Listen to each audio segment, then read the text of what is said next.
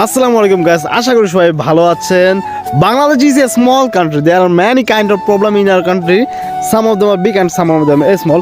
So guys, যেটা বলতে চাইছিলাম আর কি, আমাদের যে প্রাকৃতিক দৃশ্য পিছনে দেখতে পাচ্ছেন যে আমাদের শস্য দানা, এখানে কিন্তু প্রচুর পরিমাণে শস্য দানা দেখতে পাচ্ছেন পিছনে, ভুট্টা। দিস ইজ এটা পুরোপুরি যে পুষ্টিকর খাবার এবং গোখাদ্য এবং মানুষের খাদ্য, পপুলার খাদ্য হয়ে গেছে এখন বর্তমানে।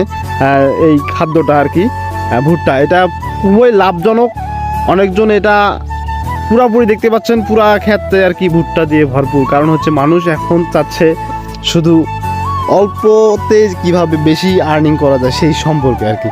যাই হোক গাইস, আমি ভিডিওটা করলাম যে আপনাদের দেখালাম এরকম যদি আপনাদের এমটি জমি থাকে, মানে হচ্ছে যদি জমি পড়ে থাকে, সেক্ষেত্রে আপনি ফেলে না রাখে আপনার হচ্ছে আশেপাশে যেগুলো জমি আছে আপনারা হচ্ছে আবাদ করুন, সমস্যা নেই। সেক্ষেত্রে আপনি লাভবান হবেন এবং দেশবাসী লাভবান হবে। সো গাইস, কোনো খাদ্যের ঘাটতি থাকবে না। তো দেখা হচ্ছে নতুন কোনো ভিডিওতে, নতুন কোনো আঙ্গে দেখা হচ্ছে। See you next time.